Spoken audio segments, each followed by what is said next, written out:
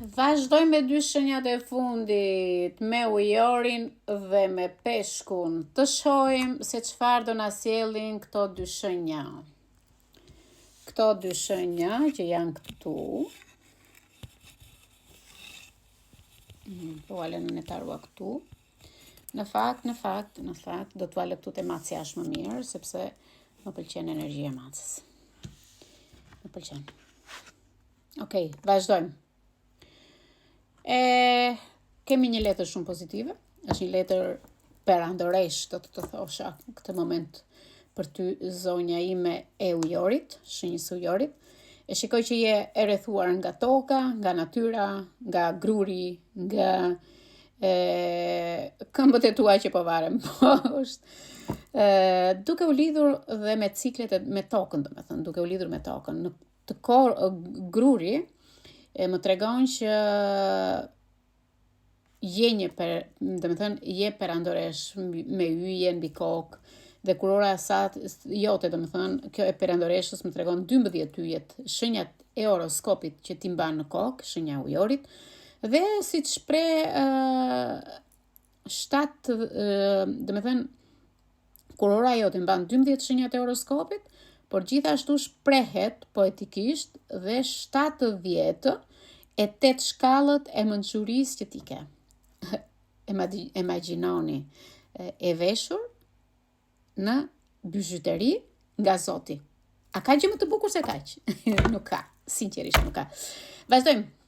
Perandoresha të jep mëshirën në çdo lloj aspekti me një ngrohtësi femre. Je një femër hyjnore. Këtë më tregon që ti je një femër e edukuar, je një femër që sjell bollëk, je një femër që përfaqëson butësinë dhe lidhjen me natyrën. Me sa shikoj, ke nevojë për dashurinë e nënës, të tokës dhe ke nevojë për për romantik, për pasion. Përkundër faktit që kjo cilësi më jep konceptet e qarta, më jep që ti si femra, si mashkulli nuk përshkruhen me një person të vetëm dhe më tregon që je një person shumë dimensional, domethënë në shumë dimensione. Perandoresha përfaqëson diçka mjaft madhështore, pavarësisht që ne diskutojmë si nën, e diskutojmë si dashnore, ose si dashnor, e diskutojmë si mënyra të tjera, por gjithmonë lidhet me fizikun, gjithmonë lidhet me natyrën. Ekziston një fije e shkëlqyer këtë moment që është e përbashkët midis teje dhe kësaj femre që ti shikon në letër. Perandoresha mishëron në qasje të përzemërt ndaj prezencës tënde dhe jetës. Në disa parashikime e dashur ujor, të kam parë që perandoresha mund të jetë në mënyrë mbështetje për ty, për nënën tënde, për familjen tënde, por një figurë në jetën tënde të nënës, shikoj që perandoresha të nxit këtë moment ty, të jetosh me aq pasion sa vet ajo. Duaje partnerin tënd, duaje fëmijët e tu, duaje tokën, duaje veten, duaje trupin tënd. Këtë më tregon kjo letër këtë moment.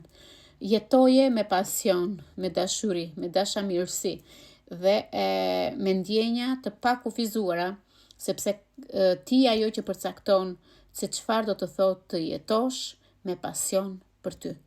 Je ti ajo që duhet të përshkruash personin, sepse je një femër ose një mashkull që ka një dashuri amtare. Je një person që pavarësisht se je shenjë ajri, je një person që kërkon të jetosh me pasion, e mëshiron veten tënde ndonjëherë dhe i thua vetes që të treqë ndaj jetës tënde njerëz të tillë.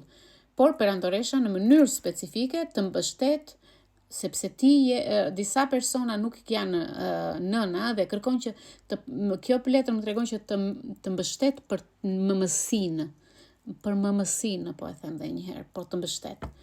Kjo ishte për ty dhe do të thoshe që duhet jetosh jetën tënde, mbaj rezerva në zemrën tënde dhe vazhdo të ecësh përpara. Dhe letra e fundit për peshkun. Peshku, letra e gjykimit. Letra e gjykimit. Kjo është një letër me të cilën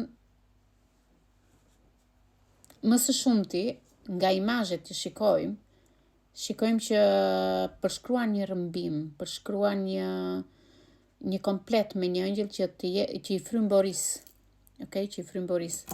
Dhe të tërheq të gjithë krishterët, sepse po ta shikojmë është një figurë e shenjës lashtë. Okay, është Anubis, është i perëndisë egjiptiane, i perëndisë së vdekurve, që përfshin një kokë çakalli, po ta shikoni. Kuptimi lashtë egjiptian është shumë hyjnor.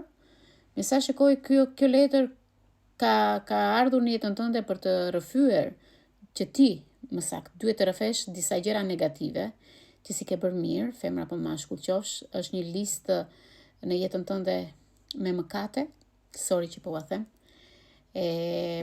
Me sa shikoj këtë moment, je duke peshuar gabimet që ke bërë në të shkuarën me një pëndë këtu, dhe së fundmi shikoj që duhet të peshosh zemrën me mëkatet e tua të vërteta. Okay? Nëse zemra do të ishte me e lehta, se pënda, shpirti do të ngjitej në jetën e përtejshme për ty. Nëse zemra do të ishte me rëndë, zemra dhe shpirti do të glabëroheshin dhe do shkatëroheshin. Por ne nuk kemi vdekur ende, jemi akoma në këtë botë, kështu që llogaria jote nuk është e jashtme, është një ftesë për të parë objektivat e tua në jetën tënde, të bësh zgjedhjet e tua, kush keni qenë dhe kush dëshiron të jesh. Karta e gjykimit është një punë e madhe dhe është një mundësi për të mësuar nga e kaluara, për të përgjigjur një thirrje, për të bërë qëllimisht ose të bëni diçka të re për veten tuaj. Ndoshta të pëlqen, ndoshta s'të pëlqen kjo gjë që po të them këtë moment, por nuk është se po e bëj qëllimisht. Është energjia jote që po ma tregon këtë gjë. Ndoshta ju pëlqen që të shikoni, të shihni dhe nuk dëshiron që të ndryshosh. Do që ti ish ajo që je. Unë nuk mund të të detyroj ty për këtë gjë. Ndoshta kjo është gjithashtu në rregull për ty, mbase kjo gjithashtu mund të sjellë vendime, por jo destinacion, jo stacion për ty. Jeni edhe, sepse Anabusi po të tregon që edhe zemra do vi një moment që do të gjykoj ty. Por je ti ai që do të gjykosh veten mbi gjitha. Unë do të thosha diçka tjetër. Çfarë dëshiron ti jesh ti në jetën tënde? Dhe çfarë dëshiron të ndryshosh në jetën tënde? Femër apo mashkull qofsh? Unë pres komentin tënd në fakt, sepse kur llogaria nuk është e saktë, universit po të bën një ftesë për të parë objektivat e jetës tënde. Dhe zgjedhjet janë të tuat, jo të miat. Kush ke qenë dhe kush dëshiron të jesh, kjo letër po të tregon që gjykimi është një punë e madhe. Nuk e di ku keni gabuar ju peshqit, por Perëndia më tregon, letra. Okay? Tregon që duhet fillosh të gjykosh disa gjëra me veten tënde ku ke gabuar për vete. Uroj që ti kuptosh këtë gjëra dhe bëj atë që ti dëshiron të jesh. Të përqafoj peshku dhe po vjen fundi i ditëlindjeve të tua. Uroj që të rishikojmë përsëri me parashikimin çfarë do sjellë hëna e re në datën 29 të muajit që po vjen. Të përqafoj peshku dhe ujori.